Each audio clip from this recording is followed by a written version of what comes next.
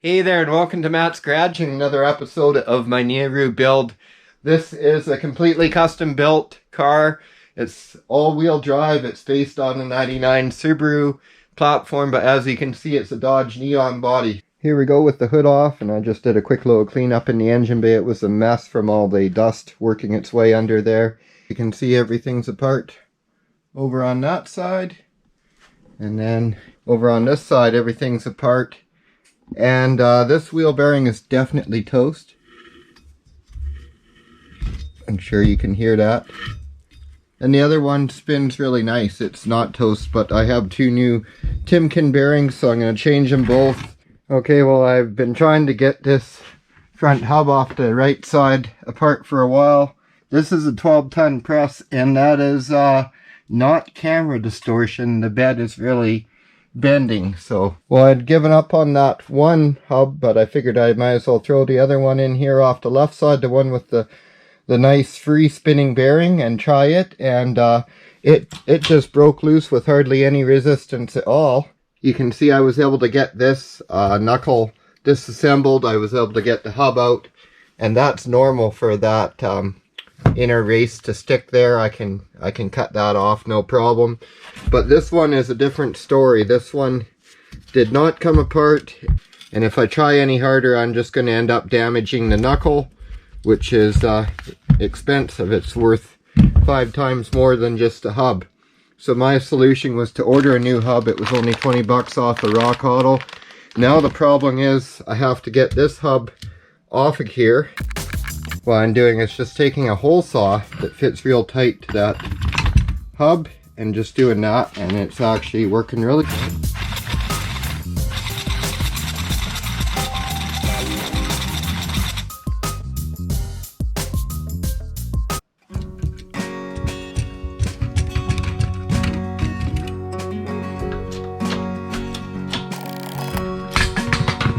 Cut the whole thing out as a unit. I don't think I mentioned it, but I actually broke off the bolt for the ABS sensor, so I'm just attempting to weld a nut onto there and hopefully turn it out that way.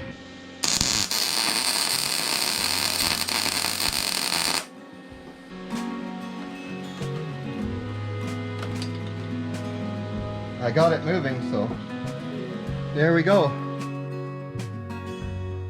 As you can see, I am actually cleaning things up. I'm not just painting over rust here, so that's all I wanted to show. Got the control arms cleaned up, and I removed the, it had a mount there for the sway bar I took off because it was hanging low. It would have been something that would have caught on things.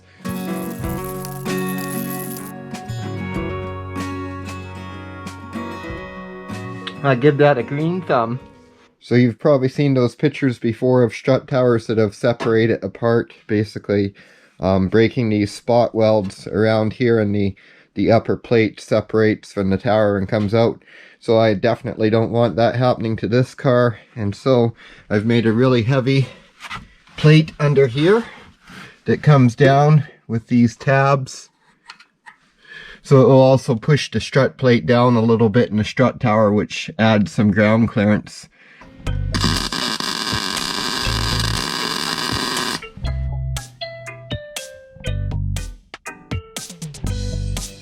Okay, well, I just have to seam seal up in here. I'm just going to let that rust paint dry really good first, and I'm going to go over and work on the other side. I've been just getting after her here. I got that welded in. You can see I made that in the last video. I got to get some new headlights, but for now we're going to rock these. And I got the rear suspension all torn apart. You can see the strut there and everything, so I'm just working on cleaning that up like I did on the front there. Okay, well, there you have that. I think that turned out pretty good. So look at that. The top has rusted right off of it.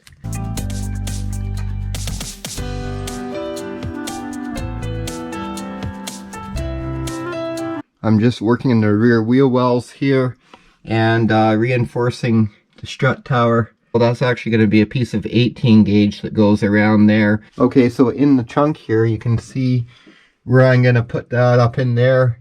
Okay, probably hard to see through the mill scale, but I've got 4 pieces traced out. That's 3/16 plate. And then this is 18 gauge. There we go, I got those all rough cut out with the snips.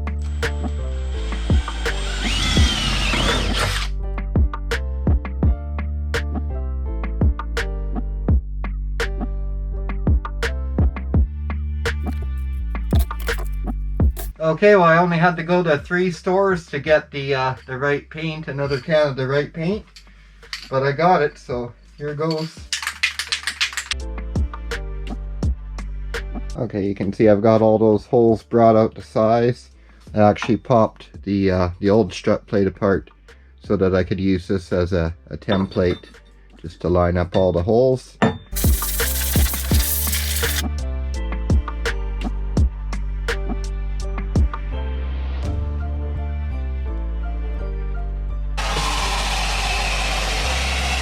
Okay, well I still have the drop sheets over everything, but the bumper's all done.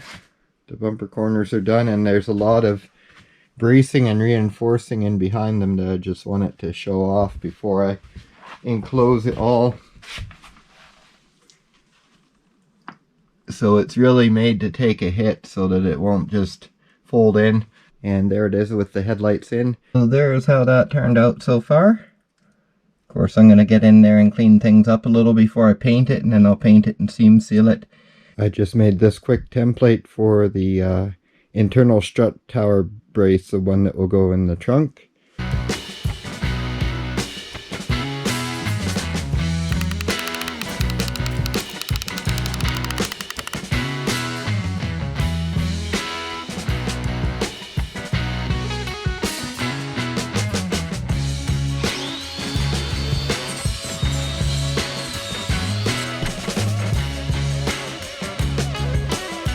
I just added that piece in there. Now I'm going to be adding this piece into the floor here. And what that is going to do is just give a more solid place to anchor my strut tower to.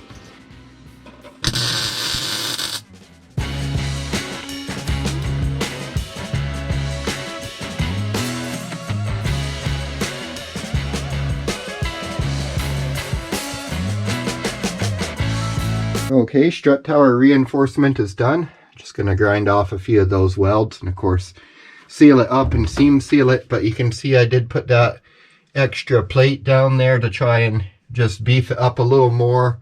Like, I know it doesn't seem like much, but when you wrap sheet metal around the corner like that and fasten it, then it becomes a supporting structure.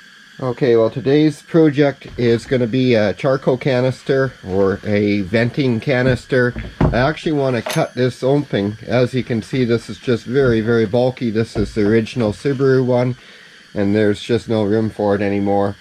So the plan is to build a compact one, and yeah, I've never cut one of these open, so I'm just going to sawzall it in half real quick and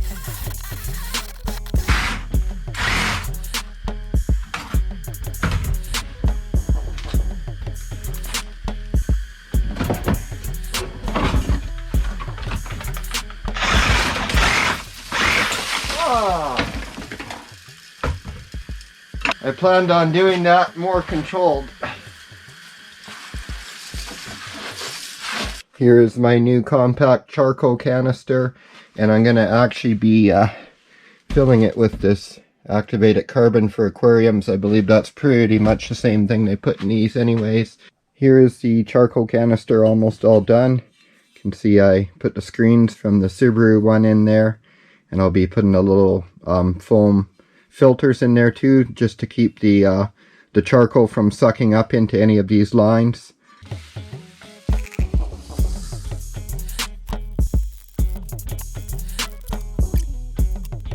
Here's my fire extinguisher mount that I was working on last night. Just a piece of 3-inch ABS, and I just drilled those holes in there to weaken it to the right tension that the fire extinguisher can be taken out effectively. So I just got to fasten that up to the inside of the trunk and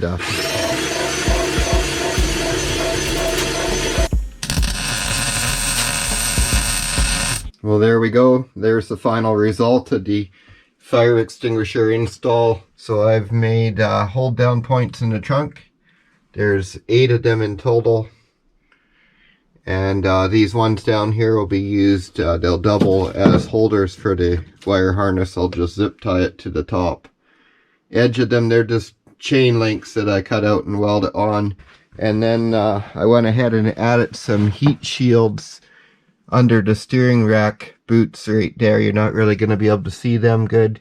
And I also added a heat shield at the rear axle location.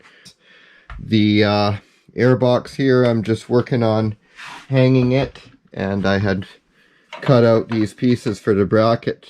What I'm going to do there is extend the edge of this and basically make like a fake edge that follows down past the lower box, just and ends underneath the hood, just to continue that so that it fills in that gap.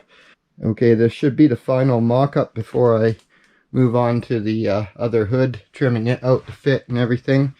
You can see how nicely that tucks under there now. Just a little too wide back here, so I'll tighten that up on the final hood, but everything is solid mounted now.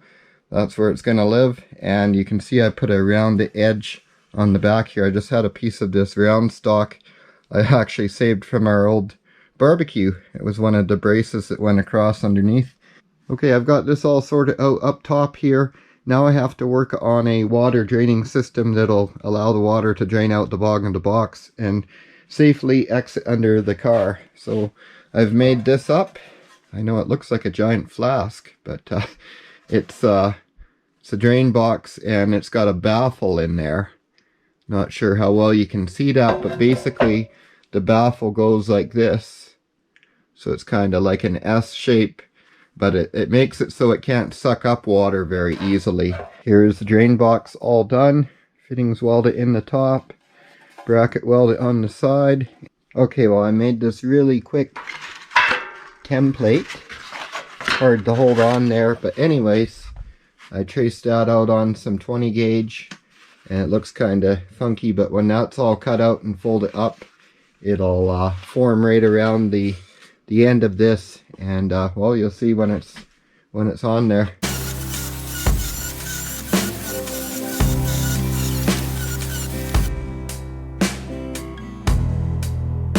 Okay guys, I'm just working on the airbox still, and I've got those drains in there. All that's done. I'm just working on fastening the lid down.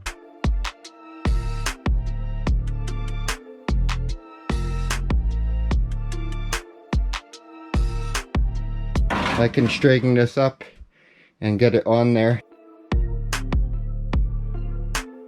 This is to pop the hood because I took the little bumper that holds pressure on the hood so that the latch will pop it. I took that out, and then of course I couldn't get the hood to pop. So my solution, well, I finalized the fitment to the airbox, and I decided I am going to go with hood pins. I ordered a set because you can see right here, there's just no way I can really reinforce this. The headlight seal sort of fits in that groove, and there's just no way I can add any structure in there. So I'm just going to replace the bumpers with hood pins. It's already a reinforced area there. And right now I'm just patching in this area where I had the clearance for the radiator cap. So I just actually took a piece from the piece I cut out and made up a little patch that goes in there.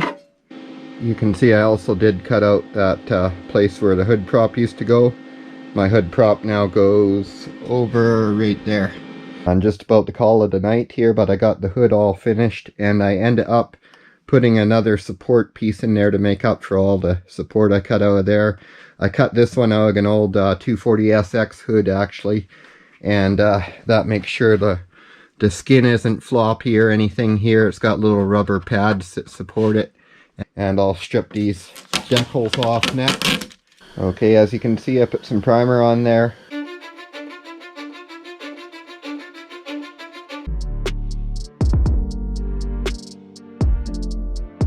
Okay, so the hood is on, and I cleaned up all this down in here, put a couple coats of rust paint in there, and I'll be coming back in here with seam sealer and sealing everything up. But this is the hood's on here. It's not quite the final fit. I gotta fiddle with it and the fenders a little bit to get the gaps perfect. And I gotta install the hood pins. I got those hood pins anchored in here. I still gotta drill the holes in the hood. And I got a couple other nut anchors welded in there for the air box. I just had sheet metal screws holding it for mock-up. So I've got it over there. I also added another little bracket down on the corner there. Goes to the lower part of the strut tower to make sure it doesn't rock at all. So you can see all that up in there is ready for seam sealer, and I cleaned up all the engine again and everything. Got all the metal dust out here because I'm done welding and grinding finally. So thanks a lot for watching Matt's Garage. Don't forget to like and subscribe, and have yourself a great day.